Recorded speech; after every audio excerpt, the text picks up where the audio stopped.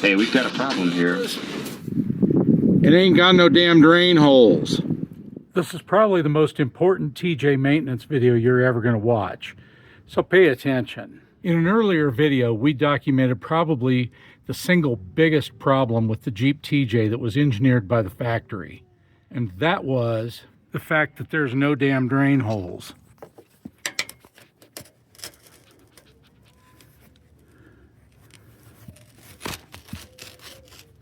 And as you can see, dirt, rocks, rust scale have been just piling up in here.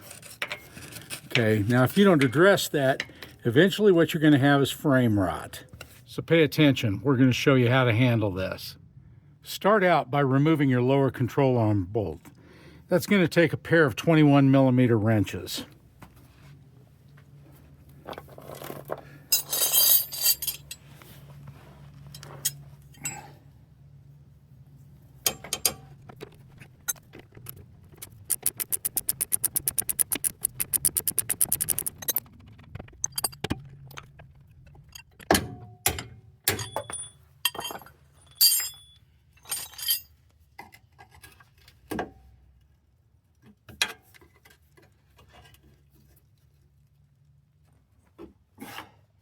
Now in our case, we actually wheel, so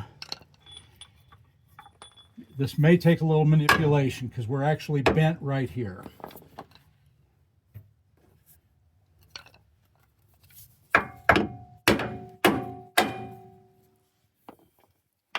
Let's see if I can get something on there to pry it. The reason for dropping the lower control arm is you want the hole in an advantageous spot. I mean, if you drill up here, you're not taking advantage of the lowest point on the frame. The lowest point on the frame, especially if you put the front end under some jack stands, is going to be right down here. And you want to try to get it right before this curve of the frame, because that'll allow you to work the dirt both directions, this way, and flush the frame and get all the dirt out. Another important step on this is you want to make sure that your hole doesn't go onto the roll where it starts up onto the vertical side of the frame. You want to maintain that for strength. And these frames are not that wide, so we're staying with a 1-inch trade size, which, as you can see, is just outside of where it starts to roll.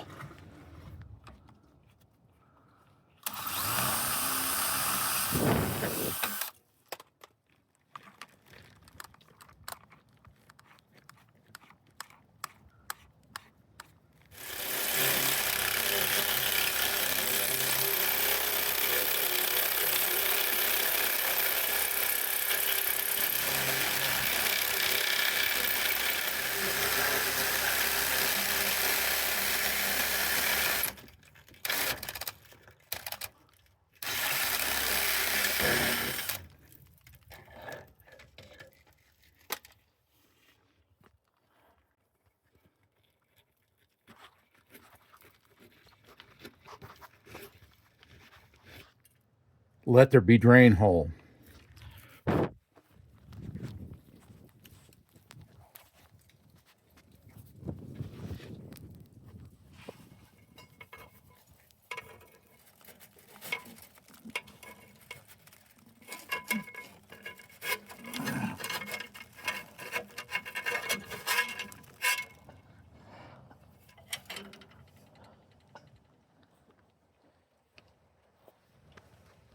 Now this is a tool that I made. It's a wire brush, and it's on a piece of 1/2-inch threaded rod with a coupling nut, which has been drilled and cotter pinned because we don't want to lose it inside the frame.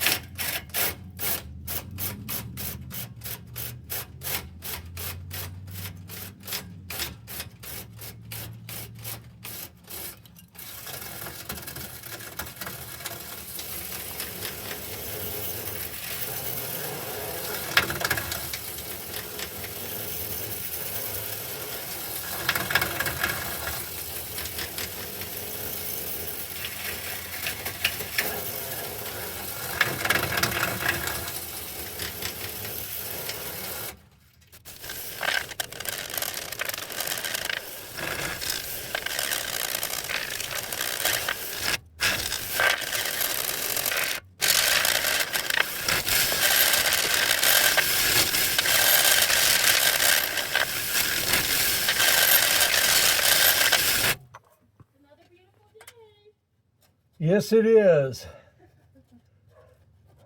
Oh.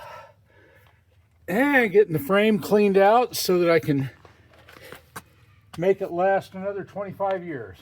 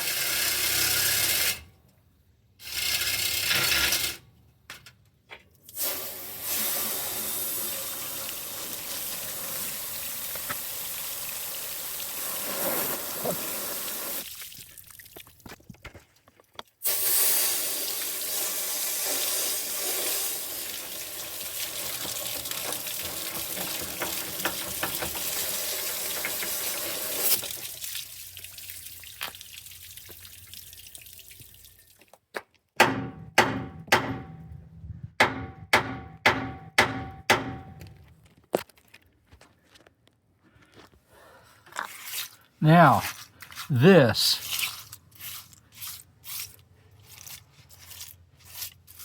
is why you get up inside the frame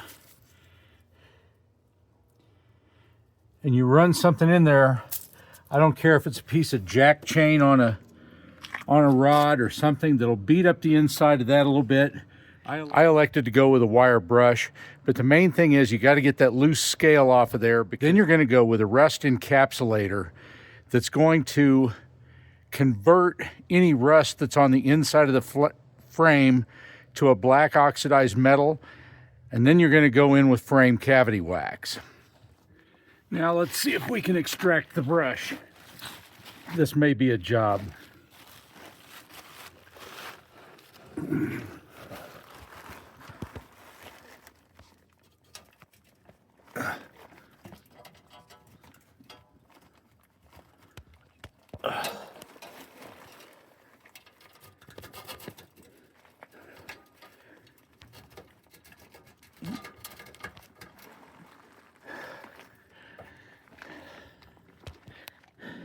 Be right back. So from this point right here, right behind the front tire, you can shove a garden hose in there. And you can shove it all the way up through here. And you can flush your frame all the way to the back. Now you should flush this thoroughly and make sure that you've got all the scale and any remaining dirt out of there. But now it's going to have to dry. So we've been flushing this thing for probably 20 minutes now.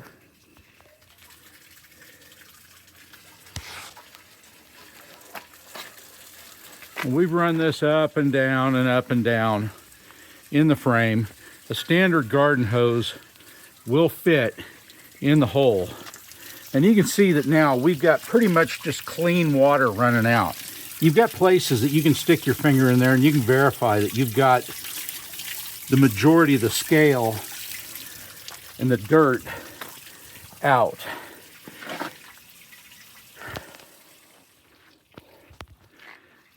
And even if your frame looks good, you're still going to have a lot of scale and rust on the inside. Trust me, this frame's still solid. And man, the pile of stuff that I got out of here is mind-boggling. Now for more coffee. And we wait for this to dry on the inside, and we wait for the temperature to get up to 55 degrees that I need to be able to paint. So hopefully this all happens fast enough that I can do both sides in one day. I'm only going to film one side because, man, we're just talking about the back of your shampoo bottle here. Lather, rinse, repeat.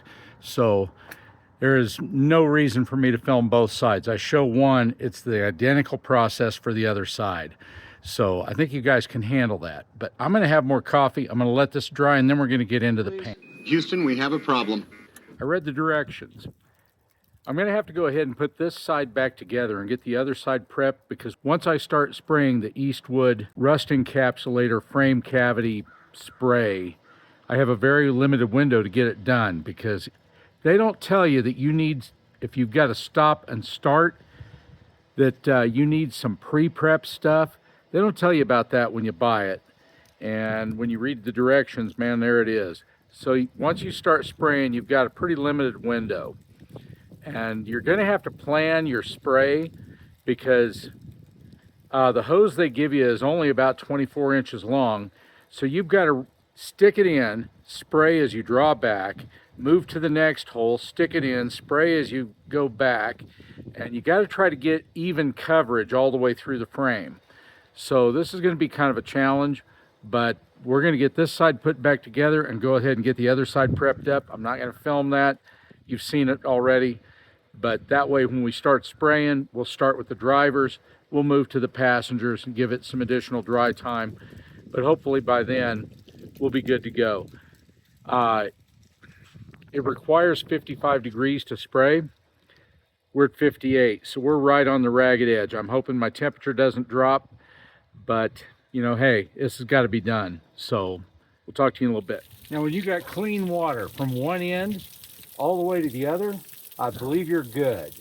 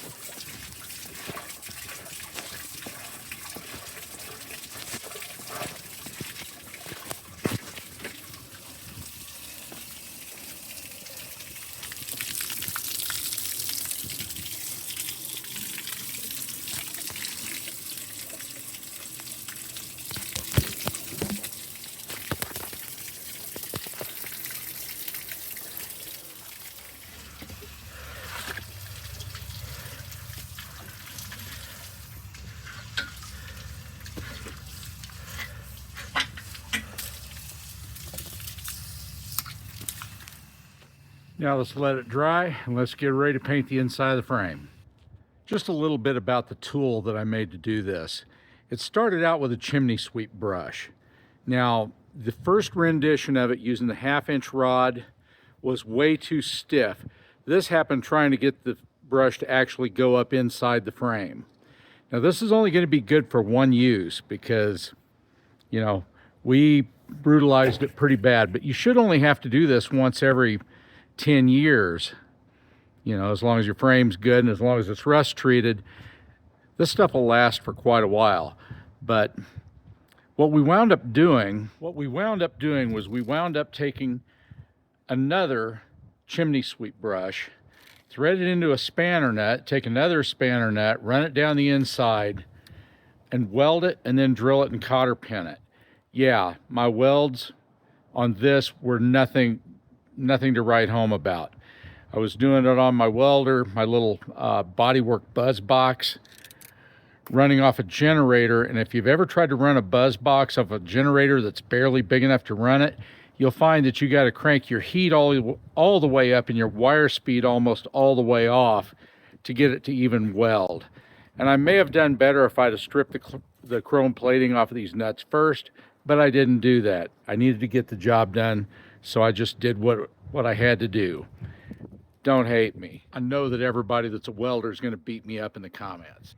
Now, I've had this stuff inside where it's warm because the minimum temperature you're supposed to spray it at is 55 degrees. Right now, the temperature, as I'm standing here, is 56. Okay, this is what we're using. It's from Eastwood. It's an internal frame coating. And it's green. Super green. Green. Super green. And it's got a flexible nozzle that goes up the inside of the frame. Try to plan your sprays so that you go in and take it to the farthest possible point that you can spray. You need to shake it vigorously for about a minute and then spray and pull back as you're spraying. I'm going to try to get this on camera.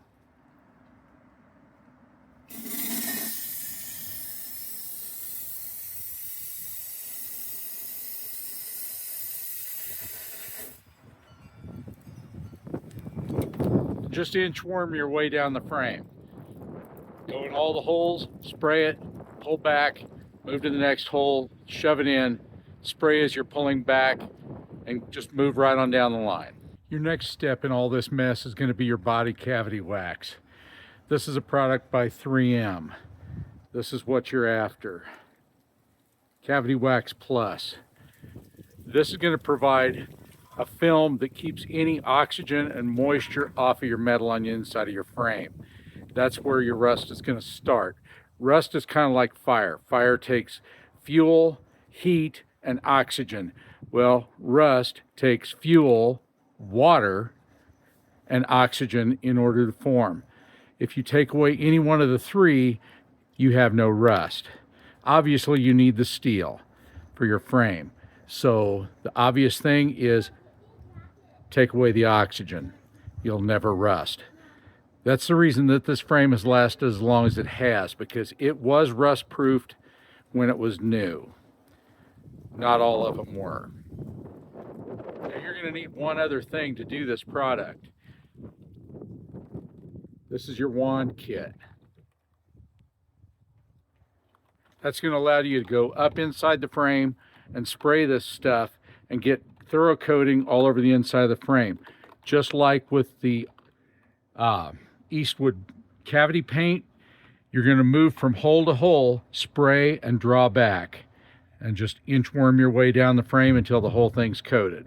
Now the nozzle on this is omnidirectional, so all you got to do is get it in the frame and spray, and it sprays in a 360-degree fan and completely coats the inside of the frame.